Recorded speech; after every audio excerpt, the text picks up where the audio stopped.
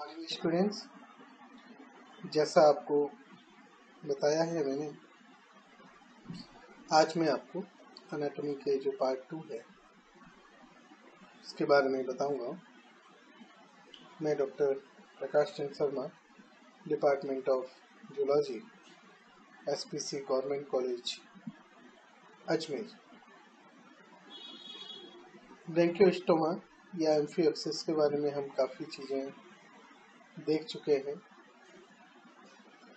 Last turn पर मैंने amphioxus की या ब्रैंकियोस्टोमा की जो मॉर्फोलॉजी है उसके बारे में आपको काफ़ी जानकारी दी थी। इसके अलावा हमने इसकी बॉडी वॉल के बारे में जानकारी ली है। अब हम इसके जो बॉडी सिस्टम्स हैं उनकी जानकारी लेंगे। सबसे पहले हम बात करते हैं ब्रैंकियोस्टोमा के एलिमेंट्री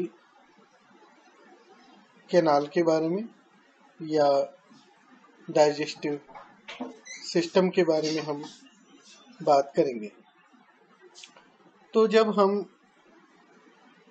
एलिमेंट्री कैनाल की बात कर रहे हैं तो एलिमेंट्री कैनाल डाइजेस्टिव सिस्टम का पार्ट है। डाइजेस्टिव सिस्टम में दो चीजें आती हैं, एलिमेंट्री कैनाल और डाइजेस्टिव ग्लैंड। तो सबसे पहले हम बात करते हैं एलिमेंट्री कैनाल की। एलिमेंट्री कैनाल सिंपली एक स्ट्रेट ट्यूब जैसी अगर हम माने तो वो माउथ से एनस तक रन करती है, जो कि सीलिएटेड एपिथेलियम के माध्यम से लाइंड होती है।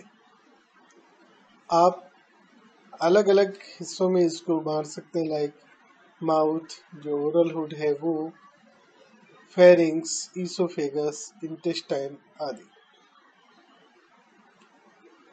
माउथ की जो पोजीशन है वो रोस्ट्रम के एंटीरियो वेंट्रली होती है, बिहाइंड द रोस्ट्रम। तो रोस्ट्रम से नीचे की तरफ एंटीरियो वेंट्रली उपस्थित होता है माउथ। माउथ में एक बड़ा ओरल अपर्चर मौजूद होता है, जिसके किनारे पर मेम्ब्रेनस ओरल हुड मौजूद है। ओरल हुड, जैसा कि आपको बताया था कि एंटीरियर और जो लेटरल साइड्स हैं बॉडी की, ट्रंक की, उनका प्रोजेक्शन है।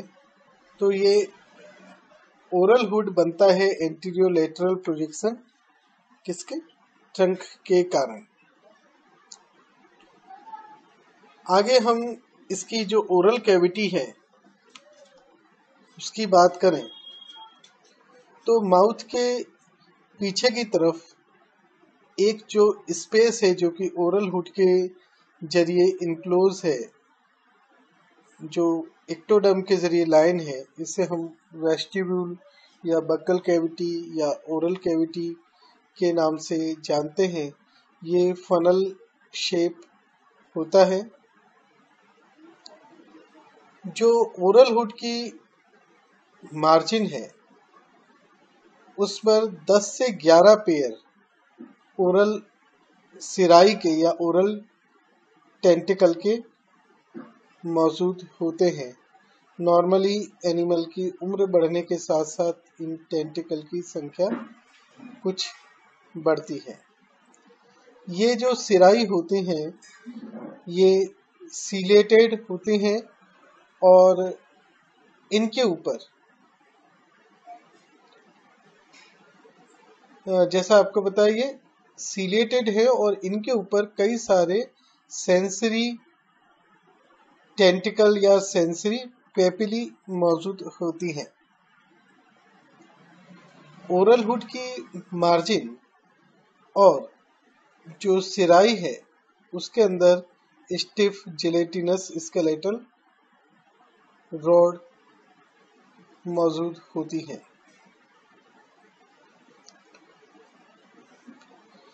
नॉर्मली जो ओरल सिराई हैं वो माउथ के अंदर की तरफ कन्वर्ज रहती हैं और एक सीव के तौर पे कार्य करती हैं फीडिंग के टाइम, और इस कारण से वो वेस्टिब्यूल में बड़े पार्टिकल को आने से रोकती हैं।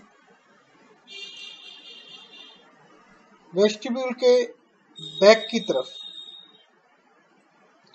एक वर्टिकल मेम्ब्रेन होती है जिसे हम वीलम कहते हैं। तो इस तरह से जो स्टोमोडियम है, ओरल कैविटी है, वो फेरिंग्स को कंटिन्यू करती है थ्रू वीलम, और इस वीलम के बीच में एक इंटेरोस्टोम नाम का छिद्र होता है। इसी इंटेरोस्टोम को हम माउथ कहते हैं। तो इस तरीके से, क्योंकि इंटेरोस्टोम सीधा इंडोडर्म के जरिए लाइन फेरिंग्स में खुलता है, न कि इक्टोडर्म के जरिए लाइन वेस्टिब्यूल में या स्टोमेडियम में। तो इस तरीके से इसे जो ये माउथ है, ये वाला जो माउथ है जिसे हम माउथ कह रहे हैं, ये कॉर्डेट के माउथ के करस्पॉन्डेंस हम इसको नहीं मान सकते। इसलिए हम जो माउथ मानते हैं वो वेस्टिब्यूल के आगे की जो फ्रंट ओपनिंग होती है उसी को माउथ के तौर पे हम मान के चलते हैं। ओरल हुड में और भी कुछ संरचना होती हैं, उनके बारे में बात करें तो जो एपिथेलियम है ओरल हुड की या इक्टोडर्म है जो ओरल हुड की, वो प्रोजेक्टेड रहती है, फॉर्म करती है 6 से 8 फिंगर लाइक फोल्ड्स में, जिसके ऊपर हर एक पर एक सिलेटेड ग्रुव होती है जिस पर सिलेटेड रिज मौजूद होती है।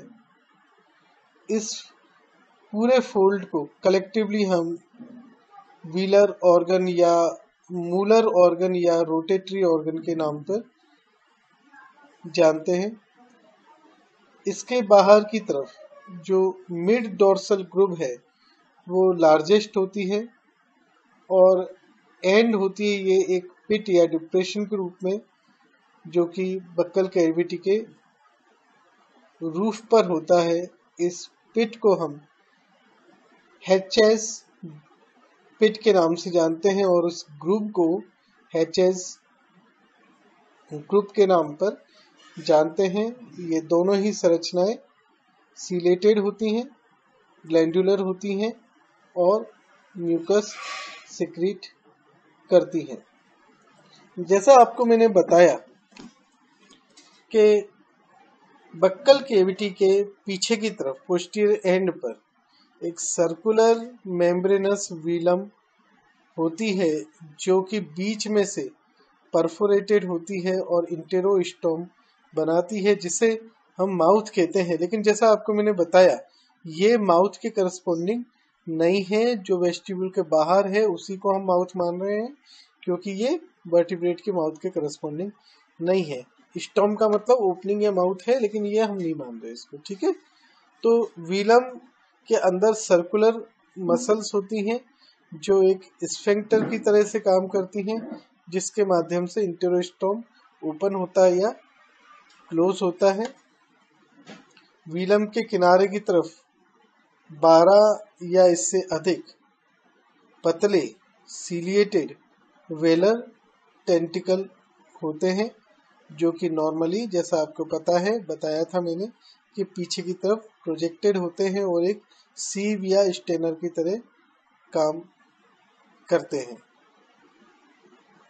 जो फेरिंग्स है वो काफ़ी लार्ज होता है, लेटरली कंप्रेस्ड एक थेल या सेक नुमा संरचना का होता है, जो कि एंटीरियर हाफ जो है उसको पूरे को कवर कर देता है, जो एट्रियल कैविटी के अंदर सस्पेंडेड रहता है, जो कि डोर्सल को छोड़ के अन्य बाकी तरफ से एट्रियल कैविटी में ओपन है। फेरिंग्स में करीब 150 से 200 गिल स्लिट्स मौजूद होती हैं।